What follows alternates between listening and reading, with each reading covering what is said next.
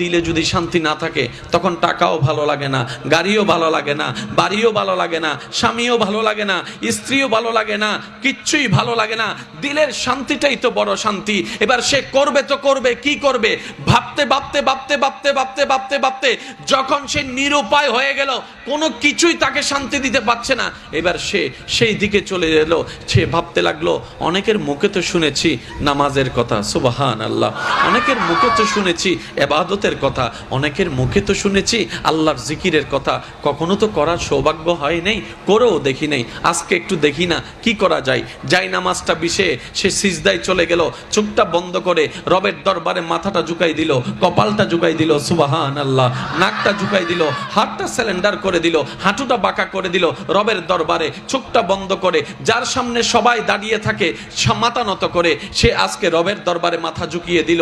তার সব কিছুই আছে, আজকে সে কোনো কিছু পাওয়ার জন্য রবের কাছে মাথা ঝুঁকাই নেই, দুনিয়া পাওয়ার জন্য মাথা ঝুঁকাই নেই, একটু শান্তি পাওয়ার জন্য, একটু শান্তির তালাশে সে রবের দরবারে নিরুপায় হয়ে যখন মাথা ঝুঁকাই দিল, কিছুক্ষণ যেতে না যেতে অনুভব করলো তার অশান্ত মনে শান্তি লাগা শুরু করেছে। বলেন না সুবহানাল্লাহ।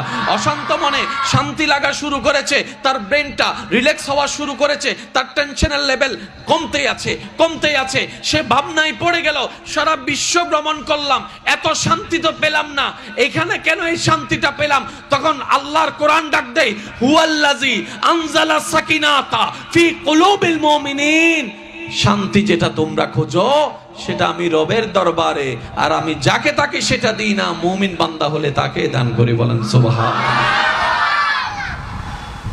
এবার এই কথায় যাদের সুখ দরকার, শান্তি দরকার, দিবে কে?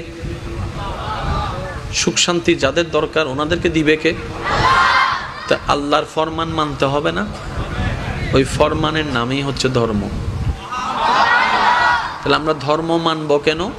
নিজের লাভের জন্য। এই কথাটা একটু বুঝলে আমাদের অনেক কিছু ক্লিয়ার হয়ে যাবে আশা করি।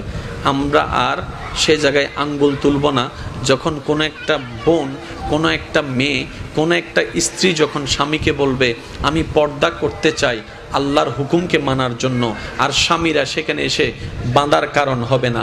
কোনো মেয়ে যদি পর্দা করতে চায়, বাবারা আর বাঁধার কারণ হবে না, কারণ বাবাই তো চায় মেয়েটা শান্তিতে থাকুক, সুখে থাকুক, স্বামীই তো চায় স্ত্রীটা সুখে থাকুক, শান্তি থাকুক, অন্তরটা প্রশান্তি থাকুক। আপনারা জানেন, কোনো একজন বোন যদি পর্দা করে, নিজেকে পর্দার ভিতর রাখতে চায়, যদি স্বামী নিষেধ করে, যদি বাবা নিষেধ করে, যদি ভাই নিষেধ করে, যদি মামা নিষেধ করে, যদি চাচা